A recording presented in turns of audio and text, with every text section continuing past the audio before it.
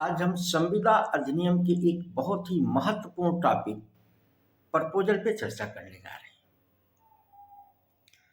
यह topic UP judicial service या university के द्वारा आयोजित विधि परीक्षाओं के लिए बहुत महत्वपूर्ण है।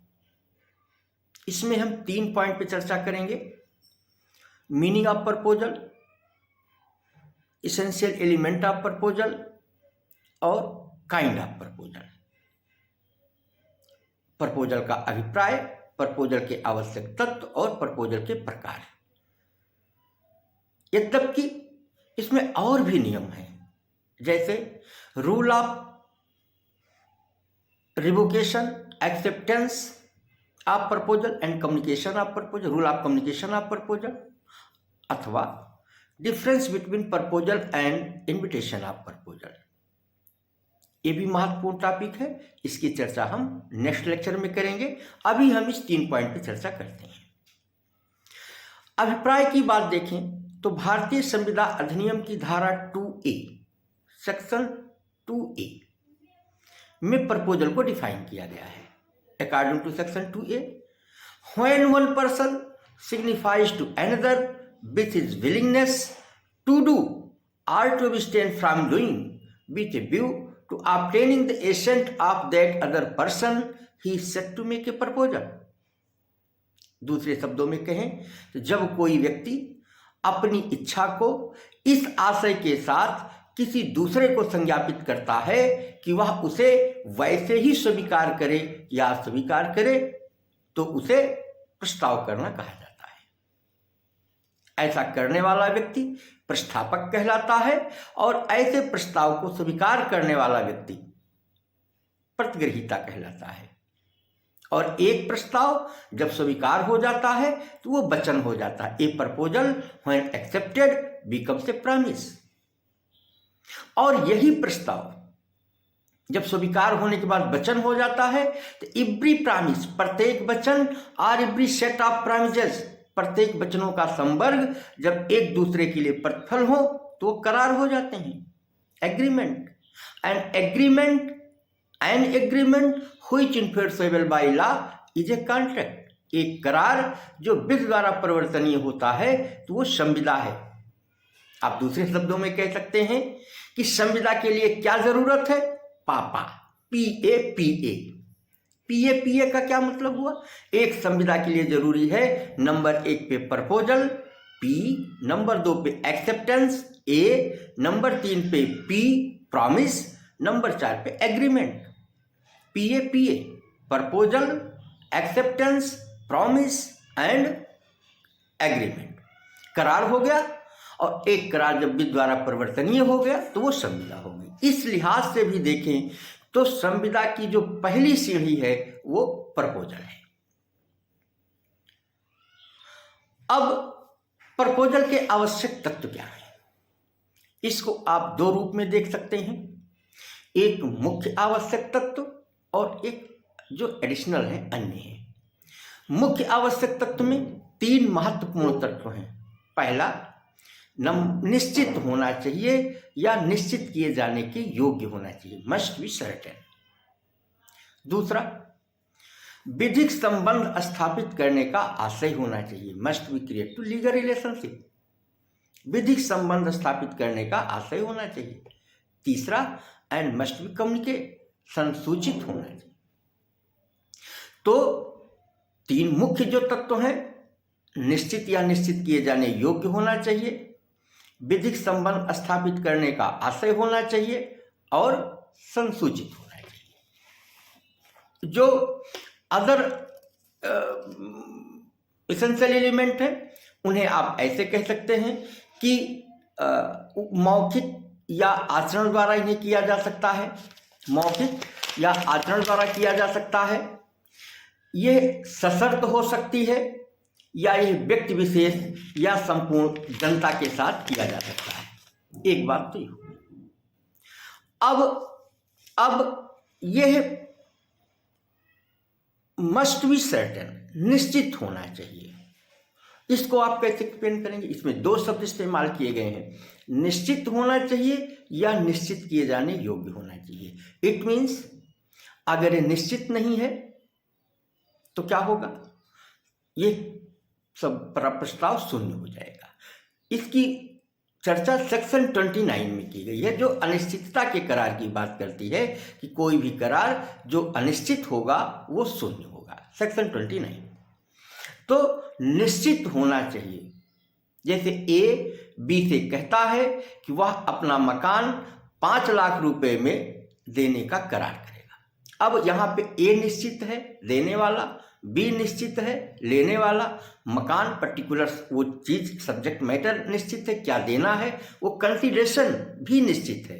कंसीडरेशन निश्चित, सब्जेक्ट मैटर निश्चित, व्यक्ति निश्चित, ये करार निश्चितता का करार है। उसी जगह पे अगर कोई व्यक्ति ये कह दे कि हम आपको 100 टन तेल बेचने का करार करते हैं इतने मूल्य पे, कोई मूल्य बताया और ये कहा कि हम 100 टन तेल बेचने का करार करते हैं, तो कौन सा तेल, ये निश्चित नहीं है, इसलिए ये एक अच्छा प्रपोजल नहीं है। लेकिन अगर कोई एक व्यापारी है जो केवल नारियल के तेल का ही व्यापार करता है और उसमें नारियल शब्द के तेल शब्द का इस्तेमाल न किया जाए, केवल ये कह दिया जाए कि हमको 100 टन तेल चाहिए, तो यहाँ पे निश्चित किया जा सकता है। या कोई ये कह दे कि हम 1 जनवरी 2024 को जो मूल्य होगा उस निर्धारित मूल्य पर हम 100 टन गेहूं बेचने का करार करते हैं।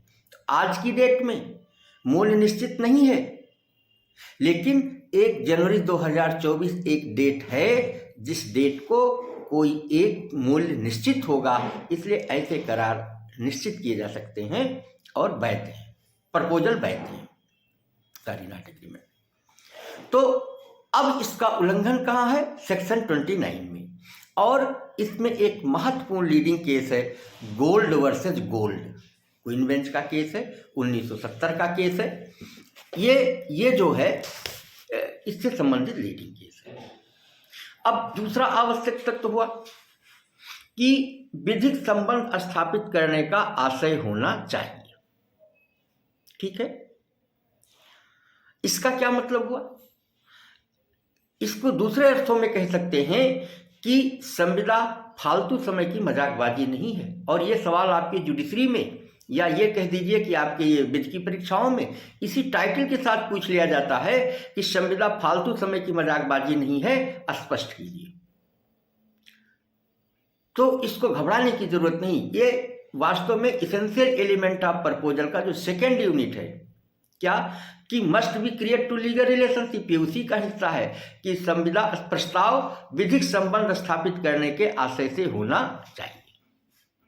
उसी चीज को डार्लिंपन वर्सेस डार्लिंपन 1811 के मामले में लॉर्ड स्टोबेल साहब ने कहा कि संविदा फालतू समय की मजाकबाजी नहीं है, अर्थात संविदा के लिए प्रस्ताव ऐसा होना चाहिए जो विधिक संबंध स्थापित करने का आशय रखता हो। और इसी से जुड़ा हुआ और भी बहुत महत्वपूर्ण लीडिंग केस हैं, जैसे Balfour versus Balfour, Jones versus Padavatton, Merritt versus Merritt. अगर बोल्फर वर्सेस बोल्फर के स्टेटमेंट को देखें तो इस मामले में प्रतिवादी जो सिलोन, आज के समय का श्रीलंका का निवासी था, वो अपने बच्चों और पत्नी के साथ इंग्लैंड छुट्टियां मनाने गया। वहां पे उसकी पत्नी बीमार हो गई। छुट्टियां खत्म होने के बाद जब वो वापस आने लगा तो अपनी पत्नी से एक प्रस्ताव किया कि वो यहीं पे रह के अपना इलाज कर ले और इसके लिए वो उसे 30 पाउंड पर मंथ रुपया देता रहेगा। और वो वापस सिलोन चला आया।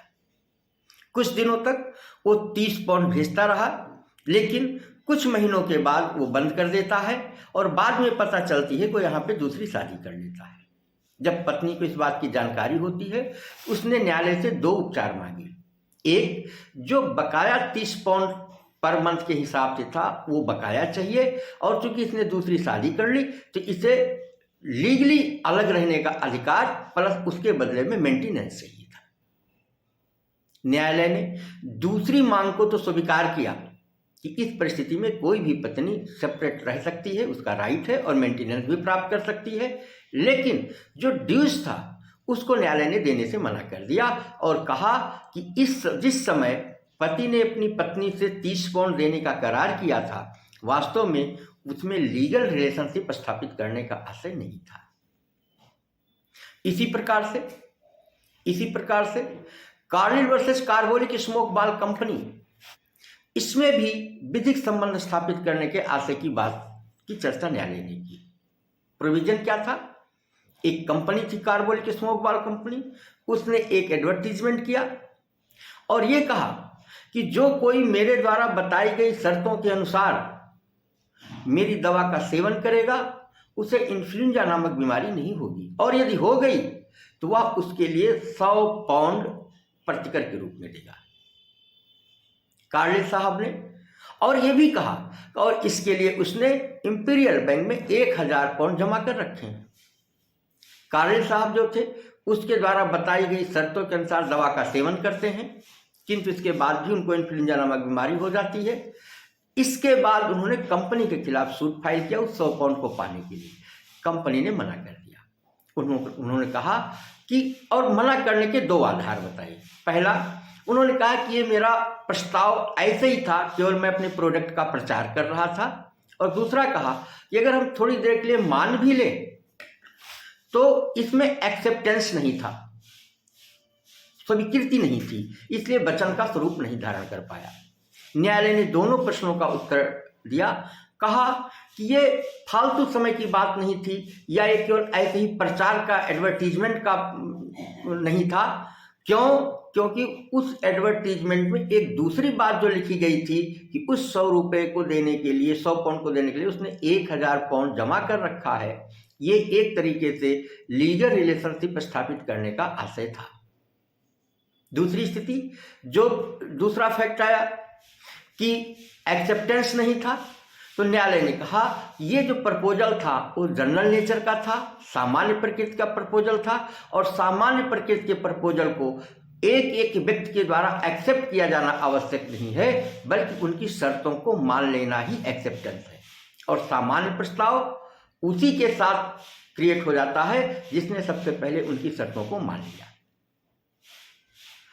इसी प्रकार से जो अगला केस था जोन्स वर्सेस पदवतन, ये भी एक महत्वपूर्ण है, 1969 का केस है। इसमें लॉर्ड सोलोमन साहब ने डिसाइड किया है। वॉल्फर वर्सेस वॉल्फर में लॉर्ड एटकिंस साहब डिसाइड किए हैं। अब जोन्स वर्सेस पदवतन के मामले में जो बात आई उसमें क्या था कि एक तलाकशुदा महिला जो अमेरिकन दूतावास में नौकरी करती थी, उससे उसकी माँ ने एक प्रपोजल किया कि वो अमेरिकन दूतावास की नौकरी छोड़ के वापस अपने देश त्रिनिदाद में आ जाए और यहाँ पे वो लॉ की पढ़ाई करे, और यदि वह ऐसा करती है तो इसके रहने का, खाने का, पढ़ने का जो भी खर्चा होगा वो उसकी माँ देती रहेगी। बेटी ने माँ के प्रस्ताव को स्वीकार किया और वो अमेरिकन दूतावास की नौकरी छोड़ के त्रिनिदाद चली आई, लॉ में एडमिशन लिया। माँ ने भी अपने वचन का पालन करते हुए उसके रहने खाने की व्यवस्था कर दी, एक मकान दे दिया और कहा कि एक हिस्से में आप रहो, दूसरे हिस्से में किराए पे दे दो और उस पैसे से आप अपना खर्चा चलाते रहो। बेटी ने क्या किया कि सब कुछ ठीक चल रहा था, लेकिन उसने अच्छी पढ़ाई नहीं की और वो कई सालों तक फेल होती गई। एक स्थिति ऐसी आई कि 5 साल बीत गए, पास नहीं हो पाई, और इसी बीच उसने दूसरी शादी कर ली। जब यह बात माँ को पता चली तो माँ ने अपना मकान खाली करने की नोटिस दे दी। बेटी ने मना कर दिया कि अभी मेरी पढ़ाई नहीं पूरी हुई है, इसलिए अभी आप ना तो मकान खाली करा सकते हैं और ना ही अपना खर्चा देने से मना कर सकते हैं, क्योंकि आपने वचन दिया था। मामला न्यायालय में गया। न्यायालय ने माँ की बात को स्वीकार किया और कहा कि माँ का जो आशय था वो विधिक संबंध स्थापित करने का तो था, लेकिन वो लॉन्ग टाइम तक नहीं था, और जितना समय माँ ने दिया वो 1 लाख की पढ़ाई कंप्लीट करने के लिए 5 साल पर्याप्त होता है, इसलिए बेटी को मकान खाली करना होगा। इसी प्रकार से एक और महत्वपूर्ण केस था मेरिट वर्सेस मेरिट। यह भी विधिक संबंध स्थापित करने के आशय से संबंधित है। इसमें पति पत्नी होते हैं, मकान पति के नाम होता है, उस पर बैंक का लोन होता है। एक दिन बैंक ने एक नोटिस इशू किया कि अगर आपने हमारे लोन का चुकता नहीं किया, भुगतान नहीं किया, तो ये मकान मैं नीलाम कर दूँगा। जब नीलामी की नोटिस आई तो हस्बैंड ने पत्नी से प्रपोजल किया कि मेरे पास पैसा नहीं है, यदि आप अपना पर्सनल पैसा बैंक को दे दीजिए, मकान को नीलाम होने से बचा लीजिए, तो फिर ये मकान मैं आपके नाम कर दूंगा। पति के प्रस्ताव को पत्नी ने स्वीकार किया और बैंक के पैसे को अपने पर्सनल अकाउंट से जमा कर दिया और फिर कहा अब मकान मेरे नाम कर दीजिए अपने हस्बैंड से। हस्बैंड ने मना कर दिया, मामला कोर्ट में गया। हस्बैंड ने डिफेंस लिया कि ये पति पत्नी के बीच की बात थी और हमारा कोई विधिक संबंध स्थापित करने का आशय नहीं था, लेकिन न्यायालय ने पति के तर्क को अस्वीकार किया और कहा नहीं, ये जो प्रपोजल था इस प्रकार से इस प्रकृति का था कि यहाँ स्पष्ट होता है कि उसका विधिक संबंध स्थापित करने का आशय था। इस प्रकार से जो दूसरा तत्व है कि proposal must be create to legal relationship, 4 महत्वपूर्ण केस, डार्लिंगपन बनाम डार्लिंगपन, संविदा फालतू समय की मजाकबाजी नहीं है, जिसकी पुष्टि किसने की? Balfour versus Balfour, Carlill versus Carbolic smoke ball company, Jones versus Padavatton, Merritt versus Merritt. इसी प्रकार से जो तीसरा तत्व है क्या? मस्ट बी कम्युनिकेटेड, उसे संसूचित होना चाहिए। ठीक है। अब संसूचना किसी भी प्रकार का हो सकता है, चाहे मौखिक रूप में हो चाहे लिखित रूप में हो, लेकिन हर एक परिस्थिति में प्रस्ताव की संसूचना होनी चाहिए। इस मामले में एक लीडिंग केस था फिच बनाम स्नेडकर। क्या? फिच बनाम स्नेडकर, जिस मामले में न्यायालय ने कहा कि जिस प्रस्ताव के बारे में पक्षकार ने कभी कुछ सुना ही ना हो, वह उसके बारे में अनुमति या उसकी सहमति कैसे दे सकता है। मतलब हर एक परिस्थिति में उसे कम्युनिकेट होना चाहिए। और इसी से संबंधित और 2 महत्वपूर्ण लीडिंग केस हैं, लालमन शुक्ला बनाम गौरी दत्त, हरभजन लाल वर्सेस हरचरण लाल। आप जानते हैं ये बहुत ही पॉपुलर केस है। लालमन शुक्ला बनाम गौरी दत्त, इस मामले में क्या आया कि एक भतीजा खो गया था। लालमन शुक्ला ने अपने भतीजे को खोजने के लिए एक बात कही कि जो कोई मेरे भतीजे को खोज के लाएगा उसको हम 500 रुपये देंगे। उनका जो मुनीम था वो भतीजे को खोजने चला गया, लेकिन एक स्थिति ये बनी थी कि जिस समय मुनीम भतीजे को खोजने गया था ये बात उसके सेठ ने बाद में कही थी।